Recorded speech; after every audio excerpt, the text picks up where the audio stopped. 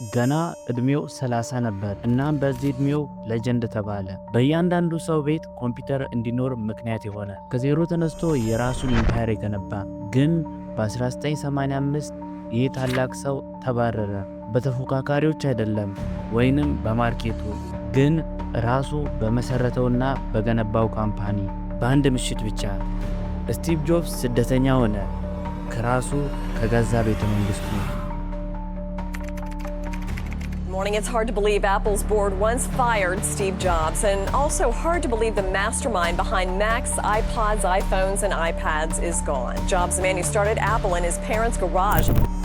This is a day I've been looking forward to for 2.5 years.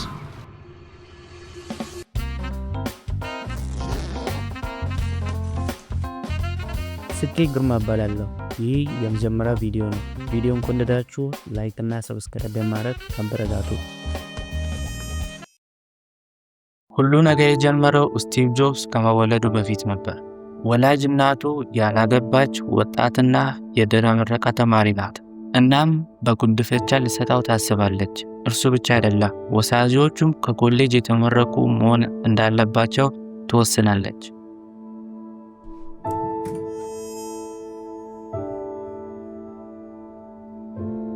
በዚህ መሰረት ጆብስ ሲወለድ ለአንድ ጠበቃና ለሚስቱ ሊሰጥ አስፈላጊ የሆኑ ነገሮች ሁሉ ተጠናቀቁ። ነገር ግን እንደተወለደ ሴት እንደሚፈልጉና እሱን እንደማይወስዱት ይናገራሉ። በዚህ ምክንያት ዌይቲንግ ሊስት ላይ ለነበሩ በጉዲፈቻ ልጅ ማሳደግ ለሚፈልጉ ሰዎች ይደወላል። ከነዚያም መካከል የስቲቭ ጆብስ አሳዳጊዎች ናቸው። እናም አንድ ወንድ ልጅ አለ፣ እሱን ወስዳችሁ ማሳደግ ትፈልጋላችሁ? እነርሱም አዎ በማለት ይመልሳሉ።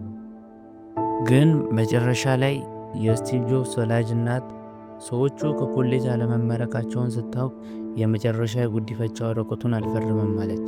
ነገር ግን ከወራት በኋላ የስቲቭ ጆብስ አሳዳጊዎች ወደፊት ወደ ኮሌጅ እንደሚልኩት ቃል ገብተው ይወስዱታል።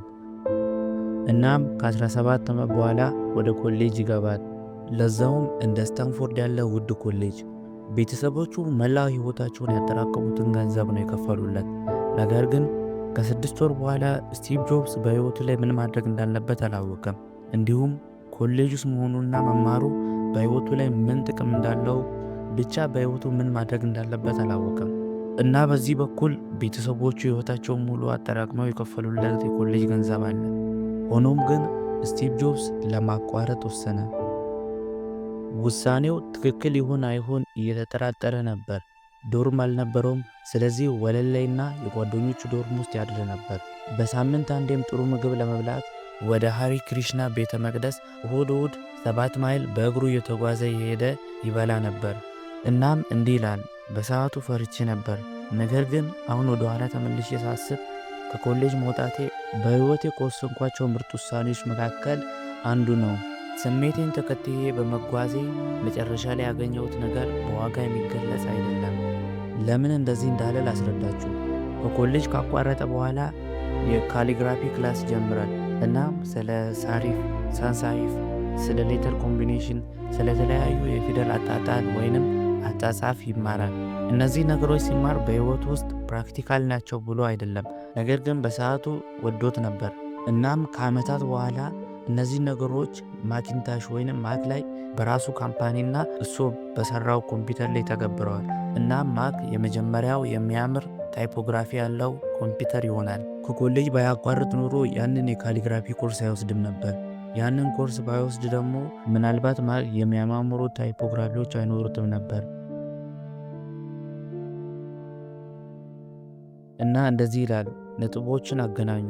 ነጥቦችንም ለማገናኘት ወደፊት ሳይሆን ወደ ኋላ ተመልከቱ። ልክ ስቲቭ ጆብስ 10 ዓመታትን ወደ ኋላ ተመልሶ ነጥቦችን እንዳገናኘው። እናም በዚህ ምክንያት ነበር ስቲቭ ጆብስ ከኮሌጅ ማቋረጤና ያንን የካሊግራፊ ኮርስ መውሰዴ በህይወቴ ከወሰንኳቸው ጥሩ ውሳኔዎች መካከል አንዱ ነው የሚለው።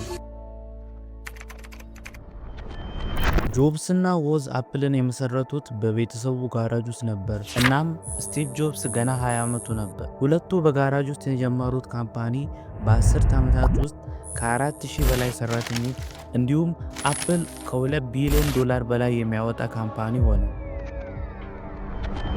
አንድ ዓመት በኋላም አፕል ማኪንታሽ የተባለ አዲስ ምርት ይዞ ይመጣል። ስቲቭ ጆብስ በዚህ ጊዜ 30 ዓመቱ ነበር። እናም አፕል ተባለ። እንዴት ሰው ራሱ ከመሰረተው ካምፓኒ ይባረራል? በአብዛኛው ታሪክ ውስጥ ይሄ መጨረሻ ነው። የአንድ ንጉሥ አሳዛኝ ውድቀት፣ ግን ለሱ የህይወቱ ገና ወሳኝ ክፍል ነበር። እናም ይህን አጋጣሚ እንዲህ ሲል ይገልጸዋል። በጣም ያም ነበር፣ ልክ ጉንጭን በቡጢ እንደመመታት ነው። አፕል እያደገ ሲመጣ ስቲቭ ጆብስ አብሮት የሚሰራ አንድ ታለንትድ የሆነ ሰው ይቀጥራል።